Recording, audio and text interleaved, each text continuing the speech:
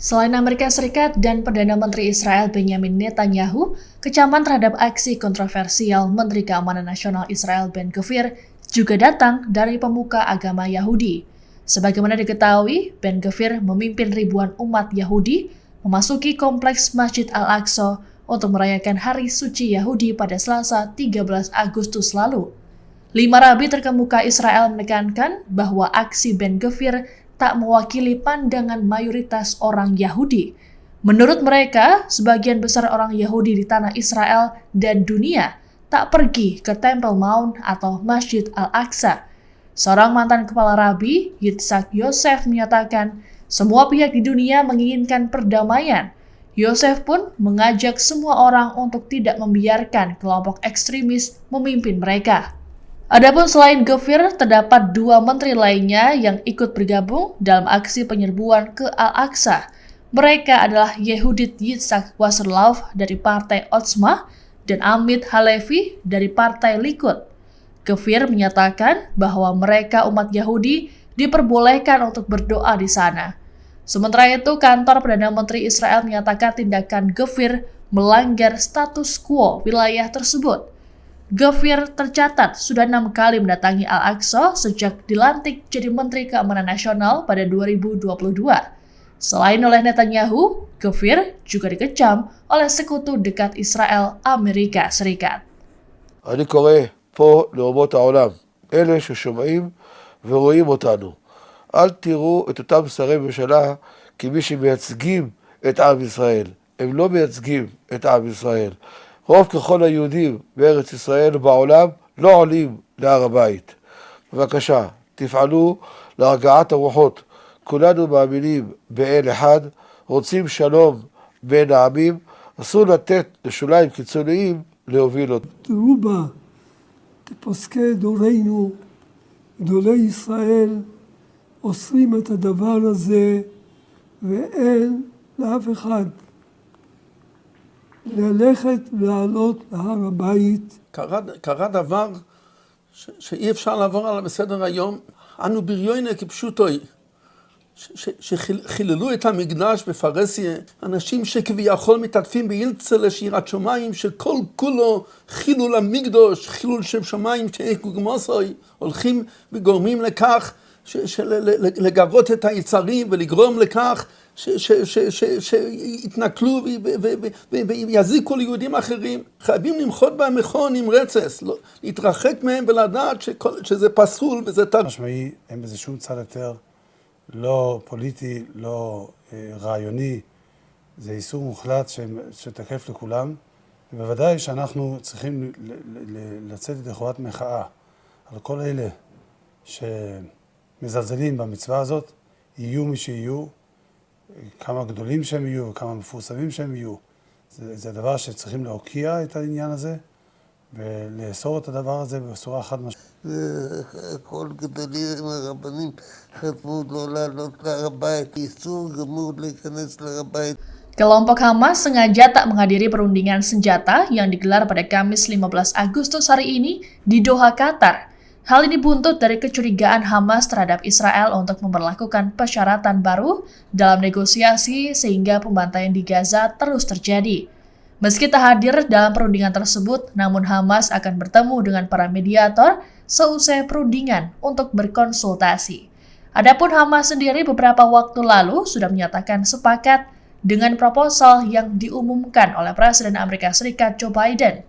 Sebelumnya, terkait dengan perundingan gencatan senjata terbaru, pejabat tinggi Hamas Osama Hamdan mengaku pihaknya kehilangan kepercayaan terhadap kemampuan AS dalam menengahi perang. Hamdan berujar Hamas hanya akan berpartisipasi jika perundingan difokuskan pada proposal Biden. Lebih lanjut, Hamdan juga menuding Israel tak memiliki itikat baik. Tak hanya itu, Hamas skeptis AS dapat memberikan tekanan pada Israel untuk menyegel kesepakatan. Terkait tudingan ini, pihak Israel membantah dan menuduh balik Hamas. Sementara itu, perundingan ini juga jadi pertimbangan Iran untuk menyerang Israel. 3 pejabat senior Iran menyatakan, jika perundingan membuahkan hasil, maka Iran dan proksinya akan menghentikan serangan ke Israel. Presiden Turki Tayyip Erdogan berjanji akan terus memberikan tekanan pada Israel. Hal ini disampaikan oleh Erdogan saat bertemu dengan Presiden Palestina Mahmud Abbas pada Rabu 14 Agustus di Turki. Dalam pertemuan tersebut, Erdogan mengutuk keras kejahatan kemanusiaan yang terjadi di Gaza. Erdogan juga menuding beberapa negara barat yang tetap diam dan terus mendukung Israel. Menurut Erdogan, semua negara, utamanya negara Muslim, sudah seharusnya meningkatkan upaya gencatan senjata segera di Gaza. Selain itu, juga melakukan pengiriman bantuan kemanusiaan ke Palestina. Adapun Presiden Abbas dalam lawatan ke Ankara dijadwalkan berpidato saat sesi luar biasa Parlemen Turki pada Kamis 15 Agustus. Langkah ini dianggap sama seperti aksi Amerika Serikat yang memberikan ruang pada Perdana Menteri Israel Benyamin Netanyahu yang juga bicara di parlemennya. Sebagaimana diketahui, Turki secara konsisten mengecam serangan Israel ke Gaza yang sudah menewaskan nyaris 40.000 orang. Terbaru, Turki juga telah bergabung dengan Afrika Selatan untuk melayangkan gugatan ke Mahkamah Internasional atas tuduhan genosida. Putra mahkota Arab Saudi Mohammed bin Salman atau MBS dikabarkan punya kekhawatiran dirinya dibunuh jika melakukan normalisasi dengan Israel. Dalam laporan Politico seperti dilansir Tribunnews Kamis 15 Agustus, MBS merujuk pada nasib Presiden Mesir Anwar Sadat di masa lampau. Sebagai informasi, Anwar Sadat dibunuh saat menghadiri parade militer Mesir pada 1981 selesai membuat perjanjian damai dengan Israel melalui perjanjian Camp David pada 17 Desember 1978. MBS disebut juga bertanya pada Kongres AS tentang apa yang dilakukan oleh AS untuk melindungi Anwar Sadat. Ketika membahas ketakutannya, MBS menegaskan perlunya mencapai kesepakatan gencatan senjata antara Hamas dan Israel di jalur Gaza. MBS menekankan bahwa perjanjian tersebut harus mencakup jalan nyata untuk mendirikan negara Palestina. Disebutkan bahwa MBS bertekad mencapai kesepakatan besar dengan AS dan Israel demi masa depan Arab Saudi. Adapun garis besar perjanjian rahasia ini termasuk komitmen AS pada Saudi soal jaminan keamanan, bantuan program nuklir sipil, dan investasi ekonomi di bidang teknologi. Beberapa laporan mengatakan Arab Saudi akan membatasi hubungannya dengan China dan akan menjalin hubungan diplomatik dengan Israel. Namun MBS kesal karena Israel mengecualikan syarat dari Arab Saudi, yaitu mendirikan negara Palestina.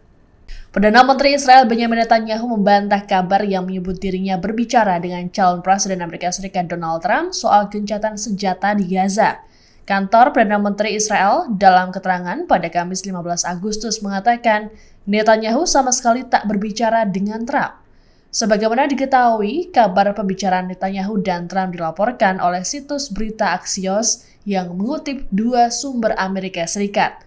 Seorang sumber mengatakan dalam panggilan telepon, Trump mendorong Netanyahu agar menerima kesepakatan gencatan senjata dan pembebasan sandera. Meski begitu, tim kampanye Trump belum menanggapi mengenai hal ini. Adapun perundingan gencatan senjata dilaksanakan oleh Mesir, AS, dan Qatar pada Kamis 15 Agustus.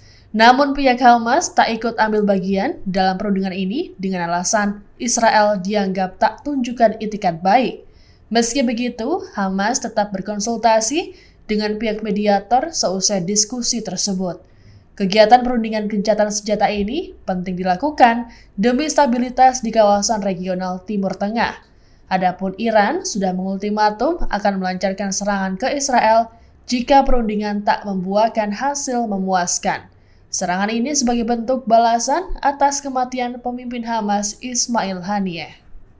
Download Tribun X sekarang, menghadirkan lokal menjadi Indonesia.